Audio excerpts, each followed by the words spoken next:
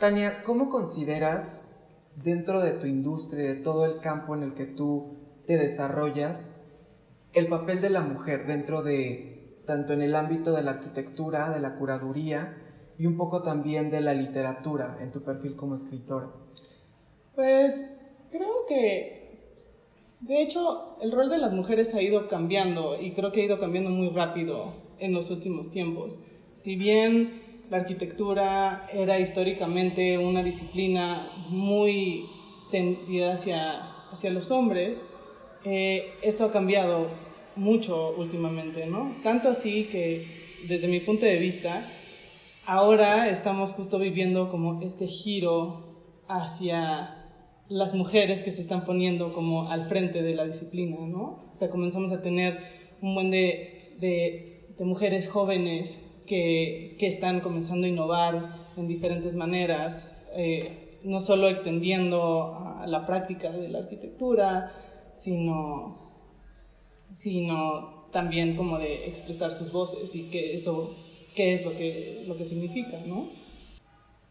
Y en ese sentido, o sea, yo creo que, pues no sé, me siento con mucha suerte de ser parte de esta generación, o sea, Sí, porque a diferencia de todo el siglo XX, que fue como una eterna lucha por esta igualdad de género, eso es algo que ahorita, si bien todavía aparece en algunos lugares, ahora en realidad es un plano bastante parejo, ¿no? Claro. Entonces, eso permite que sea tu trabajo y que sea tu voz lo que realmente te haga destacar, o que te haga como, ¿cómo se llama?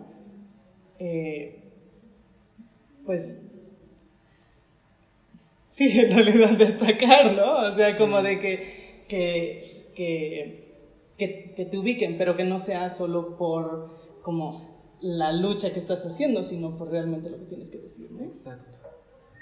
Pues, Tania, me gustaría igual, respecto a tu respuesta, compartirte igual justamente desde mi trinchera y en el ámbito de la moda, que es justamente esta cuestión del papel de la mujer dentro de la industria. Yo creo que por excelencia la industria de la moda celebra muy bien y conmemora a la mujer, ya que es por excelencia la musa máxima de la moda misma.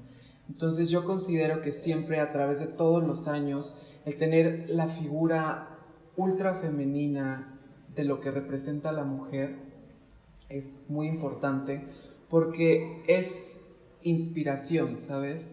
Entonces yo considero que dentro de todo este plano estético se va configurando a la mujer en diferentes personalidades dependiendo de cada estética de la marca o del diseñador.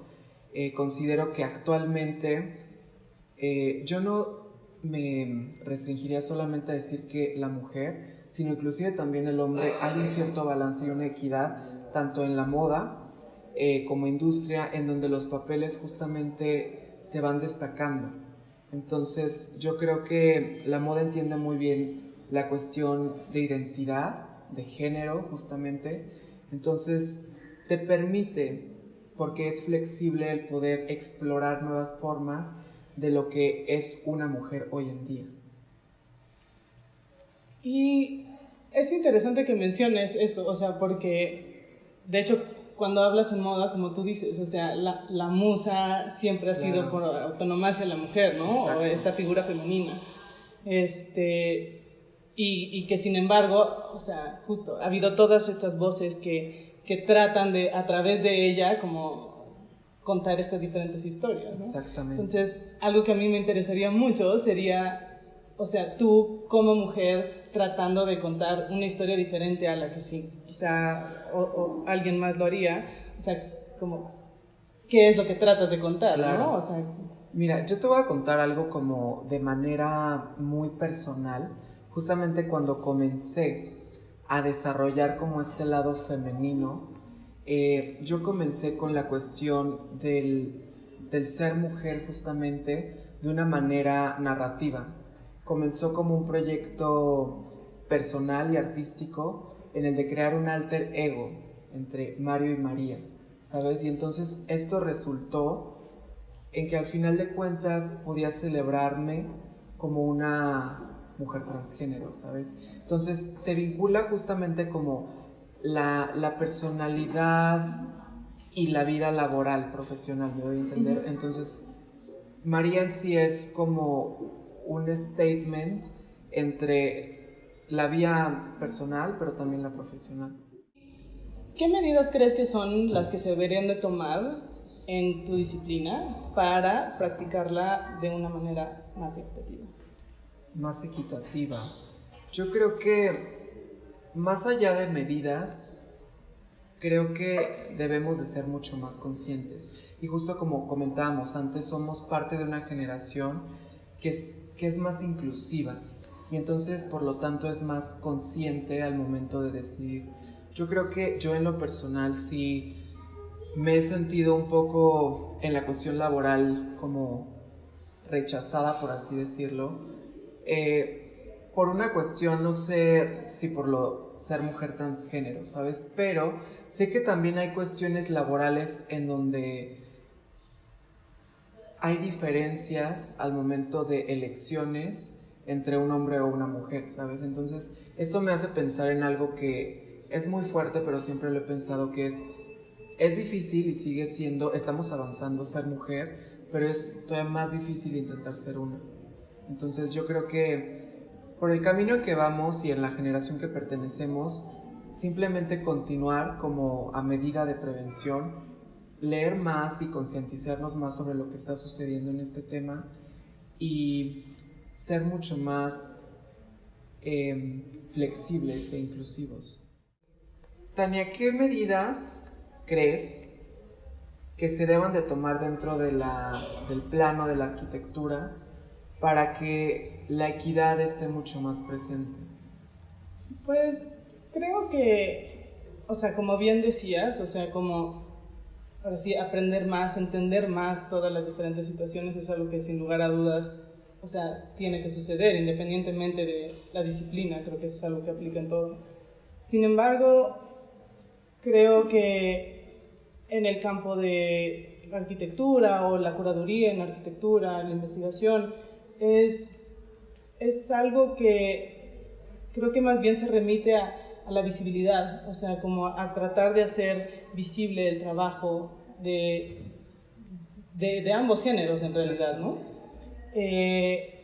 Creo que algo que hace especial contar historias a través de exposiciones o a través de una curaduría es que finalmente, no que tu voz en particular, sea hombre o mujer, se pierda, pero finalmente se diluye un poco en lo que tienes que decir, o sea, como no es necesariamente tu historia la que estás contando, sino la de alguien más o la de otro evento, otro fenómeno.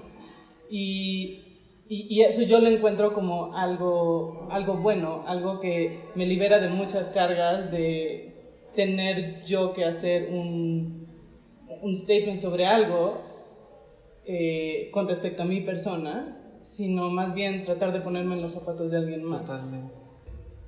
Y entonces, o sea, decir qué es lo que haría algo más equitativo no sería tanto de cómo decirlo, sino más bien de quien lo escucha. Exacto. Y desde ese sentido, entonces sería, mientras más puedan escuchar las diferentes voces, más equitativa se vuelve la práctica. Totalmente. Tania, ¿consideras que hay alguna problemática social aún, además de las muchas que hay, que sea importante y que deba justamente tratarse y ser más visible, hablarse más, porque justamente atañe a la mujer, socialmente hablando? Sí, creo que algo muy importante justo es nuestra postura como nosotras mujeres con respecto a nuestra práctica y qué es lo que queremos decir y cómo nos escuchamos unas a las otras. Creo que ahora, en esta época en la que todo puede salir y que existen los medios, o sea, uno de los problemas sería cómo nos dirigimos nosotras, cómo hablamos unas de las otras, qué es lo que decimos, porque ahí están las minucias de nosotras mismas, cómo nos posicionamos, ¿no? O sea, hacer una diferencia para comenzar entre los dos géneros ya lo hace complicado cuando te refieres a la práctica, ¿no? Entonces, creo que eso sería un problema, ¿no? O sea, como, ¿por qué hacer esa diferencia? Exacto. ¿O por qué no simplemente dirigirnos a los demás por igual, ¿no? Claro. Yo considero también que es muy importante esta cuestión que tú comentas, el de si de por sí ya hay como una cierta problemática dentro como de la comunidad de la mujer en sí. Entonces, justamente se haría mucho más fuerte. ¿Y qué sucede cuando nos unimos, sabes? Y entonces se celebra a la otra, en lugar de hundirla nuevamente. Que hay casos, ¿sabes? Por eso es muy importante el poder unir voces para que entonces sea una voz mucho más fuerte y se pueda escuchar. Sí, exacto. En vez de atacarlo desde diferentes flancos, es direccionarlo, ¿no? O sea, uno, ¿no? Una voz siempre es una voz más potente. Exacto. Sí, totalmente de acuerdo. Cada persona es la suma de una historia que a lo largo de la vida pues te vas conformando. El ser mujer obviamente debe de tener cierto historial a manera de inspiración de otras mujeres. Yo te pregunto, ¿qué mujeres latinoamericanas y en específico más aún mexicanas te han tocado el corazón y has sentido un vibrar al sentirte inspirada por ellas? Pues mira, siendo yo partidaria de que realmente lo que hace una diferencia es el trabajo y la dedicación por sobre cualquier otra cosa, mis inspiraciones están justo en mujeres que eso fue lo que predicaron y lo que practicaron, ¿no? Todas estas grandes personalidades del siglo XX que se enfrentaron a un buen de condiciones, claro, y que aún así lograron, ahora sí, salir adelante, ¿no? O sea, bien Dolores Olmedo, o sea, una mujer que bien pudo haber tomado la ruta fácil por venir de una buena familia, pero que aún así, claro, decide seguir trabajando para figurarse como esta mujer imagen del arte en el siglo XX, o bien Ruth Rivera Marín, la hija de Diego Rivera, ¿no? Sí, o sea, claro, que vivir un poco a la sombra de tu papá, que era, vaya, esta super figura, y aún así ella siempre se puso a su lugar y peleó para poder hacerse una figura dentro del campo de la arquitectura. O bien la misma Elena Garro, ¿no? Y que estamos aquí, claro, en este lugar, ¿no? O sea, ponerse en un lugar en el decir que, vaya, tu trabajo está a la par de todas estas grandes personalidades. Exacto. Que estaban escribiendo en ese momento, Juan Rulfo, su mismo esposo, Octavio Paz, o sea, y que aún así encontraba la voz para hacerse destacar en medio de un contexto que era, en ese momento, totalmente, vaya, dirigido por hombres, ¿no? Claro.